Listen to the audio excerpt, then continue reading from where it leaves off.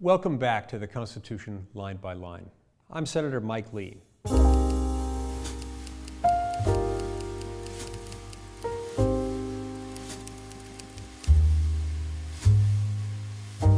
The text gives Congress the power to exercise exclusive legislation in all cases whatsoever over such district not exceeding 10 miles square as may by cession of particular states and the acceptance of Congress become the seat of government of the United States, and to exercise like authority over all places purchased by the consent of the legislature of the state in which the same shall be, for the erection of forts, magazines, arsenals, dockyards, and other needful buildings.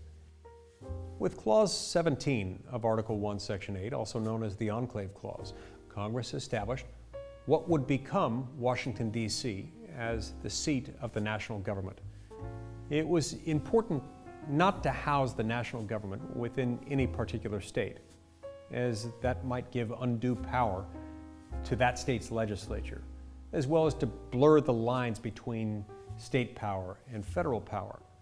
Therefore, a small amount of land was apportioned off to be no more than 10 miles square to fall within an exclusively federal jurisdiction.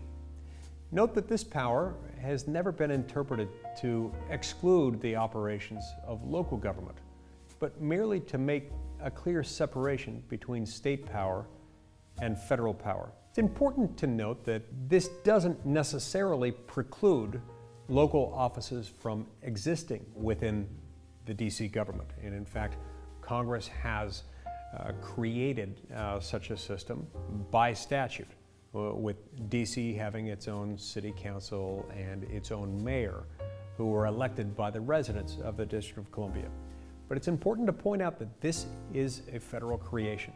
Congress still retains the authority under that legislation to undo acts of DC's government. And Congress always retains the authority under the Constitution to undo that system of power, because ultimately it's Congress that has exclusive legislative jurisdiction over that landmass. It's also important to note that Clause 17 of Article 1, Section 8 gives Congress corresponding authority, that is, authority like that which we have over the District of Columbia, to be exercised over any other federal landmass that's acquired with the consent of the host state's legislature. This was a requirement that was put in place in response to a concern raised by Elbridge Gerry in September of 1787 toward the end of the Constitutional Convention.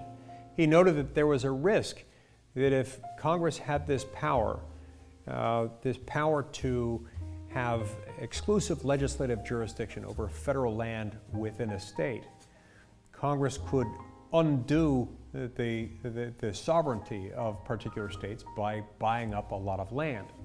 So it was in response to that concern that language was added making clear that Congress's Enclave Clause authority, that is, Congress's authority to exercise exclusive legislative jurisdiction over federal land, could be exercised on the condition that it was acquired by the consent of the host state's legislature. In other words, the state in which the federal land at issue would have to voluntarily relinquish its sovereign bundle of rights for the land in question in order for Congress to step into the shoes of the state to exercise exclusive legislative jurisdiction.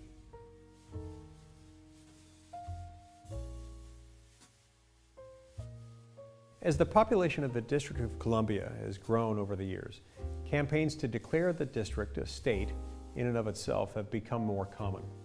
Taxation without representation was one of the inciting causes of the American Revolution in the first place, and some have argued that DC residents are facing the same injustice, being subject to taxes without having representatives in the Senate, and only one non-voting delegate in the House of Representatives. This concern was partially addressed with the ratification of the 23rd Amendment in 1961, giving the District of Columbia its 3 electoral votes in presidential elections, although this creates further complications for the DC statehood movement. Because Article 1, Section 8 requires the seat of the national government to be independent from any state, other proposals involved shrinking the District of Columbia to include only a few federal buildings and the National Mall, such as are necessary to run Congress and the Supreme Court and the executive branch of government, either making the remaining land a new state or ceding it back to Maryland, from which it originally came. You see, the District of Columbia was formed originally from land donated by Maryland and by Virginia. About a century later, it was decided that the part that came from Virginia didn't need to be part of DC. So that part was given back to Virginia.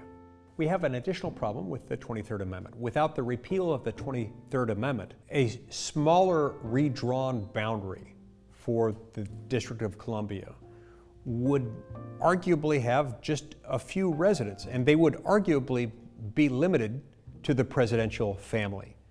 And if the 23rd Amendment remained intact without a repeal of it, at the same time you created this smaller District of Columbia, you would then have the presidential family essentially having the ability to cast 3 electoral votes for the District of Columbia.